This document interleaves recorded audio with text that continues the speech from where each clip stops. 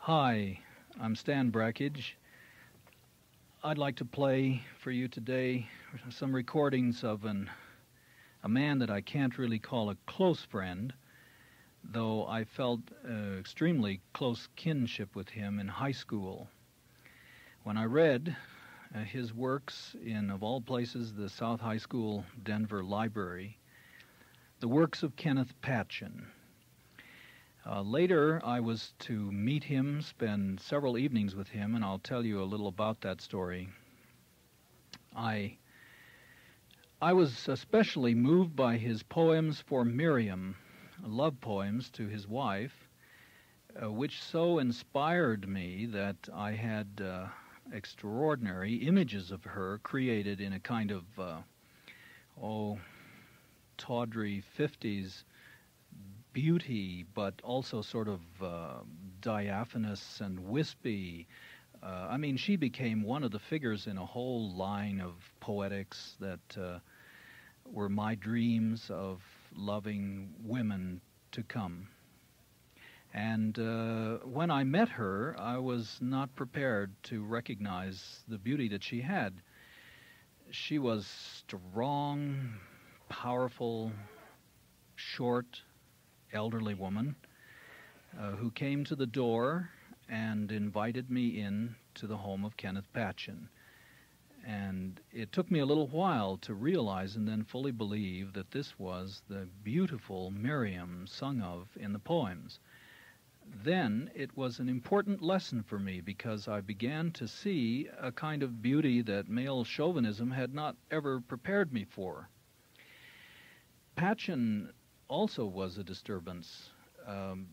My use of him in high school was his belligerent outcry against the draft, how he would kick the master sergeant rather than allow himself to be examined as fodder for what would then be the Second World War. Actually, when I met him, he had been through many back operations and was flat on his back, weak, pale, in obvious pain, and being very much cared for by Miriam. There are a lot of different stories about Patchen, what happened. He never would have had the strength anyway, or would simply have ended in prison had he met a sergeant or anyone else as forcefully as his poem wanted him to. And somewhere before his actual induction into the war, he slipped and fell down the stairs and had the first of back injuries, which were compounded by operation after operation. But the spirit was exactly what had drawn me as a young man in high school. It was a spirit against, and for, he'll speak better for himself. Patchen is one of those people who everyone seems to know about, who reads a great deal, and who's recognized and whose books are kept in print, but whom, for reasons I think his own voice will tell to you, who is ignored largely by the literary world or by any other kind of establishment. But the young keep coming to him like I did in high school and still do. And what I want to play are some of his selections from the great book, The Journal of Albion Moonlight. I'll play a number of these today and then later sort of play sections of it until the whole of it has been heard, because it is, in fact, it does fall beautifully into a journal. A voice now, alas, is Patchen's dead, that comes from the other world with the most startling news that you will not find in the newspapers. Kenneth Patchen reading the Journal of Albion Moonlight. From the Journal of Albion Moonlight, May 2nd. The angel lay in a little thicket. It had no need of love. There was nothing anywhere in the world could startle it. We can lie here with the angel if we like. It couldn't have hurt much when they slit its throat. The evening slowly turns to black stone, and the hammer of God chips at the sky, making stars. A child stands on the road watching us. Upon her forehead is the yellow brand of this plague summer. She waves to us, and her hand, like a withered white claw, falls to the ground. The fingers unclench once. Very well. We knew we had no other course but to get away with all attainable speed. A light rain had fallen in the night, and morning brought the drizzle to storm proportions. Our coats were wet through as we sogged out of New York on the first leg of our trip. That a great distance separated us from our goal, we knew. That we were in danger of destruction at any hour of the day and night, we knew. What we did not know was how near madness we would be. How alone, how defenseless, how beset we would be with what we had heard, with what we had been taught. This especially we did not know.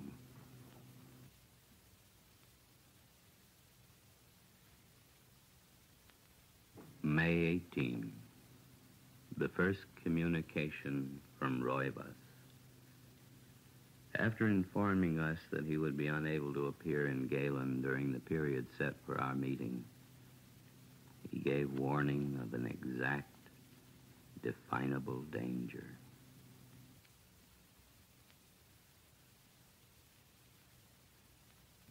May 19. I have forgotten my mask, and my face was in it. We have come at last to a huge hotel where we may rest and refresh ourselves.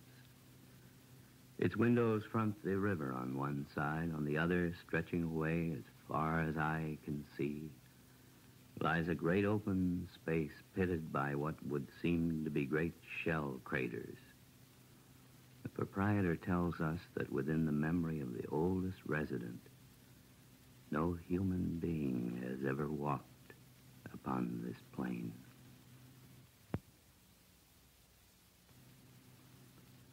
The hand of someone moves over my throat. I have no fear. A whale with a sad smile swims past me.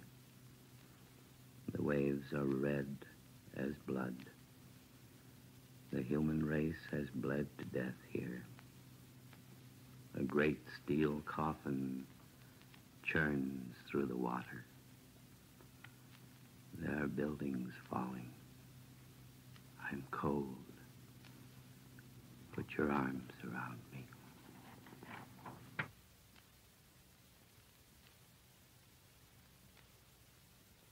I have seen Roivas, I tell them. Could you see his face? No. Then how do you know it was he? Because the birds were pecking at his eyes. What makes you think anyone will understand that? Joseph Gambetta asks. I don't worry about it. You're always playing high and mighty. And telling the truth, man has been corrupted by his symbols. Language has killed his animal. And you are resurrecting it? No, it has never had an opportunity to live. What will you do about it? I shall continue to ask how. How to what? To this strange, unborn thing which is in all men. You'll be easy picking for the scoffers. I have no interest in that. I see men engaged in activities that would shame a grub under a rock. Their codes and ambitions leave me sick with disgust. I suppose you'd like to try your hand at being God. No, I'd like to try my hand at being. I've armed myself against their weapons. To be so indolent that the flies will bury the dead on my eyelids.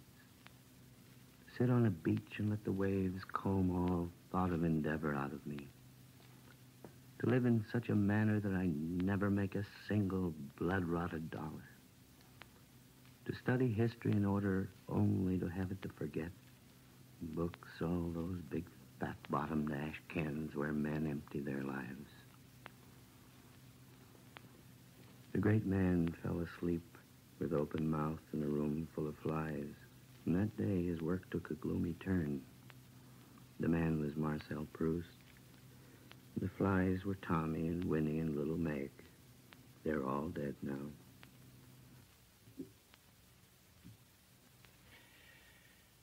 I think before talking any more about Kenneth Patchen or anybody else, I'd like to play the last piece of music composed by Lily Boulanger as she's dying in 1918 in Paris, France. Pie Jesu.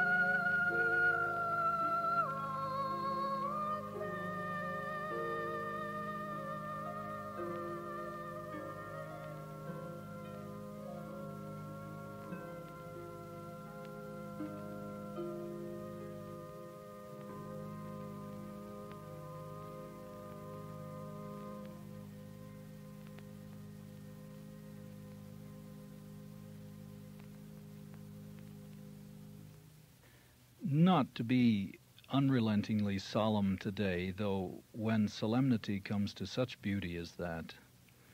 And Patchen's anger and sorrow, sadness, also comes not only to some of the things that you've heard already, but to a great beauty and even exorbitant wit. But today the mood seems to be different.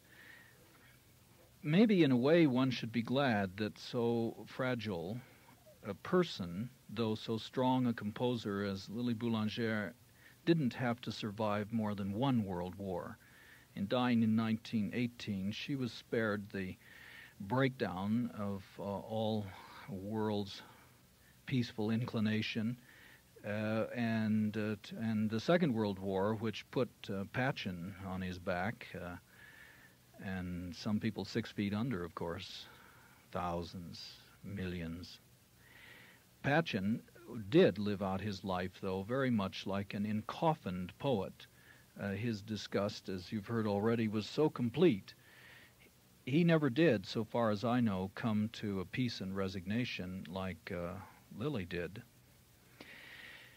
And these two, thinking of these two people and their relationship, Patchen, by the way, and I mean it should be said, was not the kind of saint either that he sounds in his journals, any more than he was the strong man who boasted in rhyme and rhythm of hitting the master sergeant. He was a fairly cantankerous man.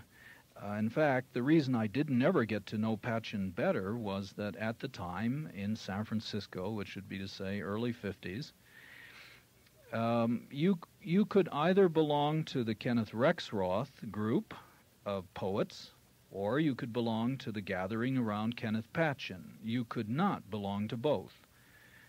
You quickly had to choose. You were given about 3-4 weeks to choose between the two. This was mostly at Kenneth Patchen's insistence.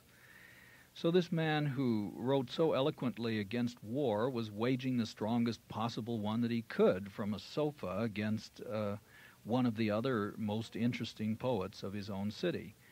And in fact, it went further than that. The rifts became very strong. If you went to Kenneth Rexroth's, you also could know Robert Duncan and other people, and otherwise not. So within a few weeks, when I had to make my choice, reluctantly, I began attending regularly Rexroth salons and didn't embarrass the Patchens with that by going to their home further. Both Patchen, Kenneth, and Lily lead me inevitably to one of the greatest poets of our century, who also isn't nearly as well known as she should be, H.D., which stands for Hilda Doolittle. There's a poet that survived both those world wars and had almost the full brunt of both of them. Dear friends perishing senselessly in the trenches of the First World War, the whole world gone mad, and then all the beliefs between the wars that had been the war to end all wars, and then the monstrosity of the Second World War, which she sat out in London amidst the blitzed bombings. She's a woman who tends to only get into literature of most people because she was the girlfriend of William Carlos Williams. She was the fiancée of Ezra Pound, who sort of swept her off her feet over to London in the early teens of this century. She married another writer, Aldington. She was the great love, one of the great loves, of D.H. Lawrence.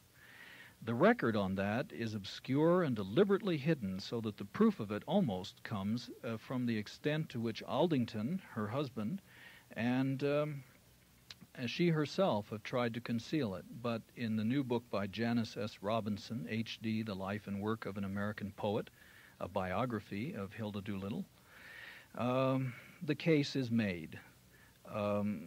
as strong as I think it can be on on what is finally rather weak evidence, unless you turn to the poems, both of D.H. Lawrence and Hilda Doolittle, in which the astonishing thing emerges that she probably is the major model for Lady Chatterley in Lawrence's Lady Chatterley's Lover. Whether that's true or not, it should be. It should be someone as graceful and fantastic and beautiful and intelligent and spiritually kin to him in a way. And also, it should be someone who was strong enough in herself to resist his macho and make her own song. Whatever it is, H.D. writes of war during the Second World War and afterwards from a perspective which she creates for herself. Suppose it were true, as an early Greek poet had conjectured, that Helen never was at Troy, that Helen had been spirited away to Egypt, and that that Achilles was never killed at Troy, and that later he had met her in Egypt on a beach.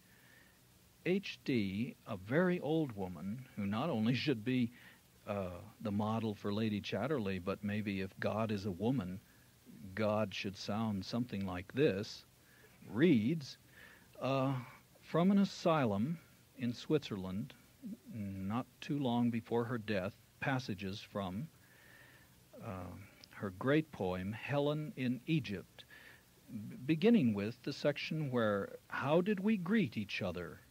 Meaning Helen of Troy and Achilles.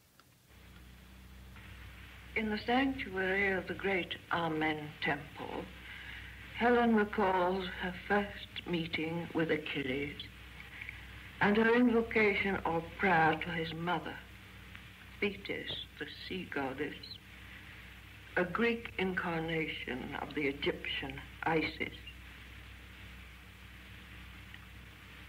How did we greet each other? Here in this Amen Temple, I have all time to remember. He comes, he goes. I do not know what memory calls him or what spirit master summons him to release, as God released him, the imprisoned, the lost. Few were the words we said, but the words are graven on stone, minted on gold, stamped upon lead.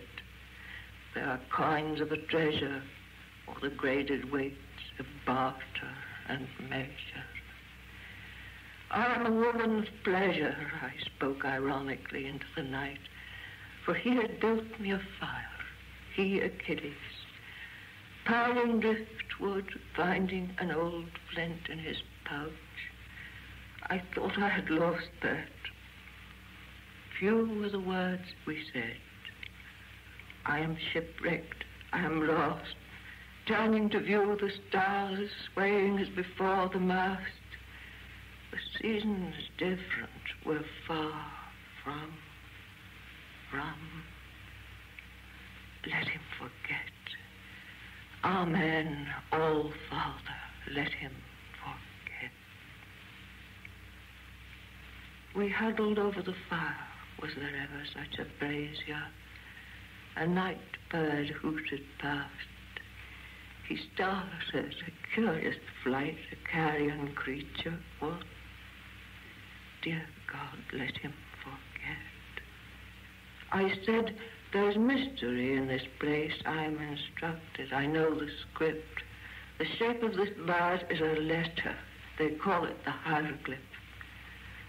Strive not, it is delicate to the goddess here. She is Isis. Isis, he said, or Thetis, I said, remembering, recalling, invoking his sea mother. Flame, I prayed, flame, forget, forgive and forget the other. Let my heart be filled with peace. Let me love him as Thetis, his mother. For I knew him. I saw in his eyes the sea enchantment. But he knew not yet Helen of Sparta, knew not Helen of Troy. knew not Helena hated a priest. So, that's H.D. reading from the long poem, the epic poem, Helen in Egypt. And I'll be playing more of that on other days, but once again, we're out of time.